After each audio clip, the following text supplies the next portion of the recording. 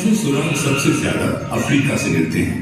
वैज्ञानिकों और पुरातत्वविदों ने अब तक जिन प्राचीनतम अवशेषों को खोजा है उनमें कई अफ्रीकी जमीन में पाए गए हैं। हड्डियों के टुकड़े, खोपड़ी के हिस्से, आदिम उपकरणों के आकार वाले पत्थर, ये सभी एक ही निष्कर्ष की ओर इशारा करते हैं कि मानव समान विशेषताओं वाले प्राणी सबसे पहले अफ्रीका में ही रहते थे। हम मानव समाज का अध्ययन, उत्खनन और उससे प्राप्त वस्तुओं के विश्लेषण के जरिए करते हैं। हाल में विज्ञान की प्रगति ने हमारे विश्लेषण को मदद दी है। कार्बन डेटिंग और अन्य तकनीक से हम किसी वस्तु की आयु जान सकते हैं। अब हम पुरानी हड्डी के टुकड़ों से डीएनए हासिल कर इसकी तुलना अन्य लोगों से कर सकते हैं। करीब 50 लाख साल पहले मानव वंश वृक्ष विभाजित हो गया। आधे वानर के रूप में विकसित हुए, जैसे हमारे करीबी आनुवंशिक संबंधी चिंपैंजी, जबकि अन्य हमारे आरंभिक पूर्वज के रूप में विकसित हुए। एक अहम खोज से पता चलता है कि कब वानर इंसानों की तरह हो गए। रात में जीवाश्मित उनके पैरों के निशान बताते हैं कि पूर्व मानव वानरों का एक समूह ज्वालामुखी की छाया में चला था।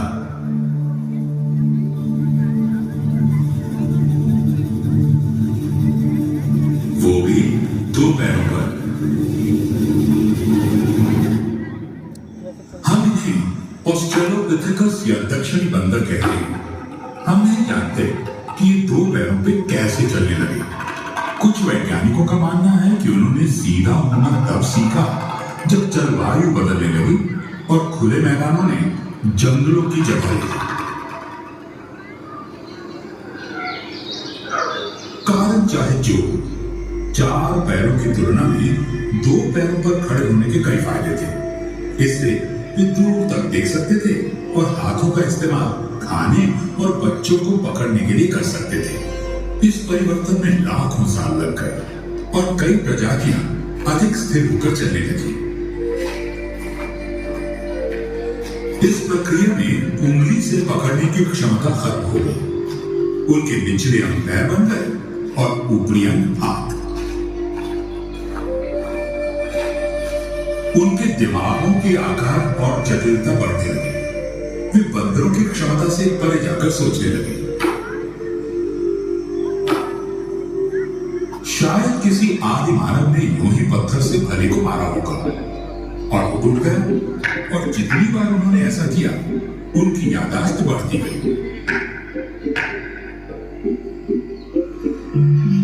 कुछ समय बाद उन्होंने पत्थरों को ही तोड़ना शुरू किया और उन्हें नुकीला बनाया ताकि उनका इस्तेमाल फली तोड़ने के साथ साथ मांस काटने के लिए हो सके। हम इन्हें होमो या मानव कहते हैं। उन्हें नए औजारों से अन्य जानवरों द्वारा छोड़े गए मांस को काटने में मदद मिली। मांस खाने से उन्हें अधिक प्रोटीन मिलने लगा। कुछ विशेषज्ञों का मानना है कि इस कारण उनके मस्तिष्क के आकार बढ़ गए। उनकी ताकत बेशक कम नहीं होगी, मगर वे परिस्थितियों से अनुकूल होने में वानरों से अधिक सक्षम थे और वे अफ्रीकी जंगल वाले इलाकों से बाहर जाने लगे। आदि मानव को मांस की तलाश में वहां जाना पड़ता था जहां अन्य शिकारी थे। लगभग 20 लाख साल पहले होमो की एक नई प्रजाति उभरने लगी। होमो इरेक्टस सीधे खड़े होकर दूर तक चल सकते थे और इस प्रकार खतरों से भी बच सकते थे।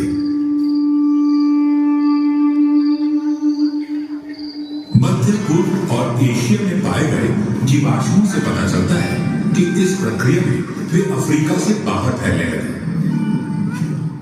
जैसे जैसे वे नई जगहों पर गए, उन्होंने नए हुनर सीखे। उनके औजार बेहतर हुए, जिनसे उन्हें मांस काटने में मदद मिली। अधिक धूप वाले खुले वातावरण में उनके बाल कम घने होने लगे। शिकार तक तुरंत पहुंचने के लिए उन्होंने दौड़ना सीख लिया। शरीर को ठंडा रखने के लिए उन्हें पसीने आने लगे, क्योंकि उनमें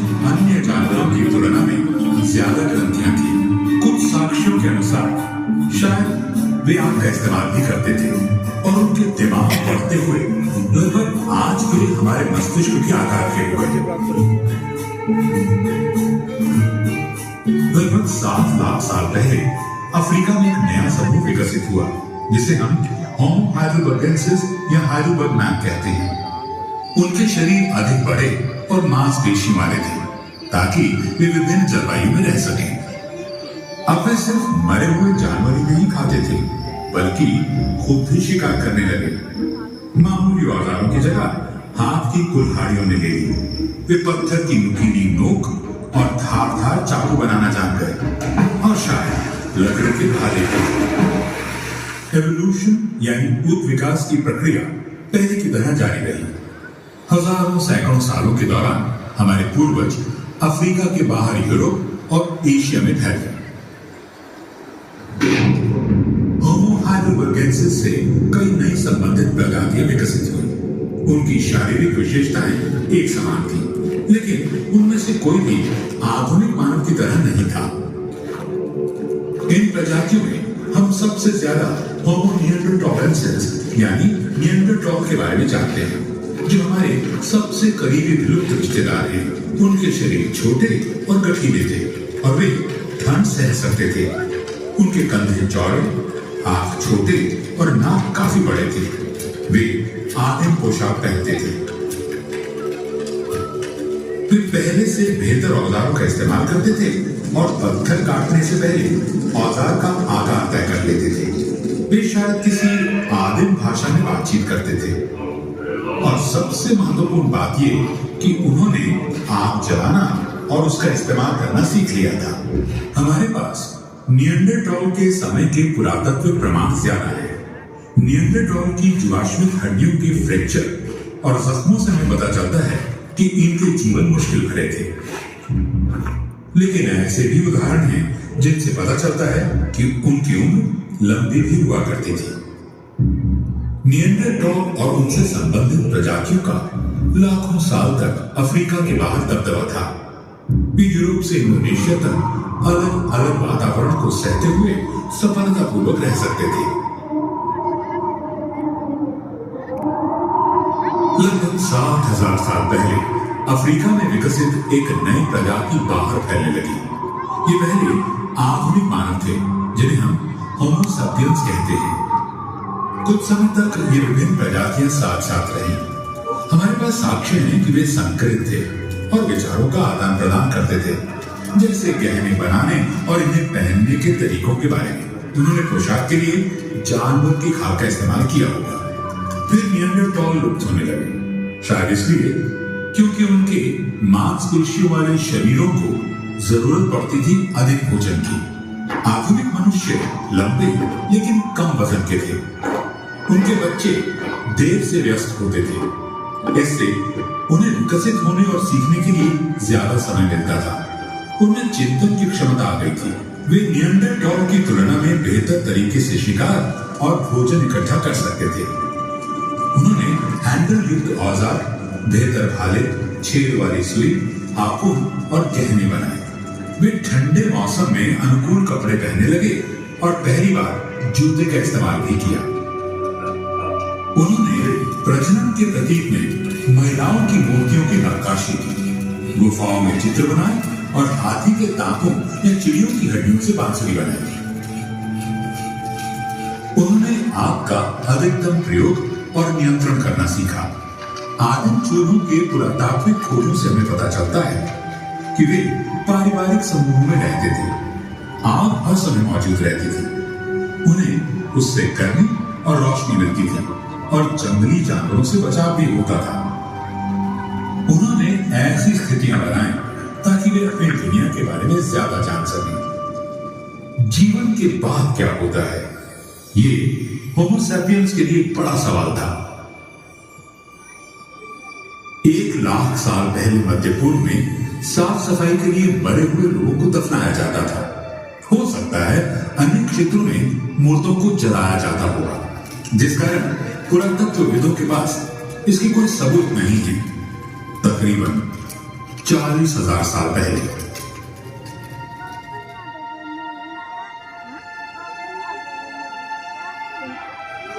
सैपियंस ने इस प्रक्रिया में कुछ रस्मों को शामिल किया, मसलन शवों को सजाना और कब्र में प्रतीकात्मक वस्तुओं को रखना। लगभग 10,000 साल पहले मानव इतिहास में एक नया अध्याय खुला, कृषि और पालतू जानवरों के साथ बसा हुआ मानव समुदाय। इस समय से हमें मिट्टी के बर्तनों के सबूत मिले हैं जो खाना पकाने और उसे रखने के लिए इस्तेमाल होते थे।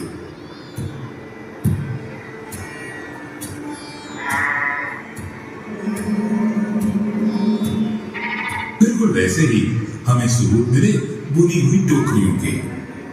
औजार और हथियार बनाने के लिए धातु कार्य भी प्रचलित था। मानव अपने अस्तित्व के सवालों का जवाब ढूंढने के लिए चित्रों, गीत संगीत और लिखित शब्दों के प्राचीन रूपों का इस्तेमाल करता था। शिकारी गांवों में बसने लगे और वे गांव मानव संस्कृति के उद्गम स्थल बन गए। लाखों सालों तक हमारे पूर्वजों की आबादी 10 लाख से भी कम थी। होमो सैपियंस के आने से ये सब बदल गया। हम दुनिया के हर कोने में फैल गए।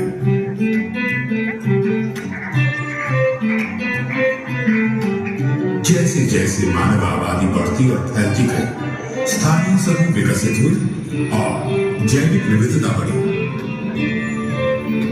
वातावरण में आने वाले लगातार बदलावों के मुताबिक हम अपने आप को ढालते गए, इससे और अधिक विविधता है। यह प्रक्रिया जारी है। मानव जाति निरंतर बदलाव की राह पर बढ़ रही है।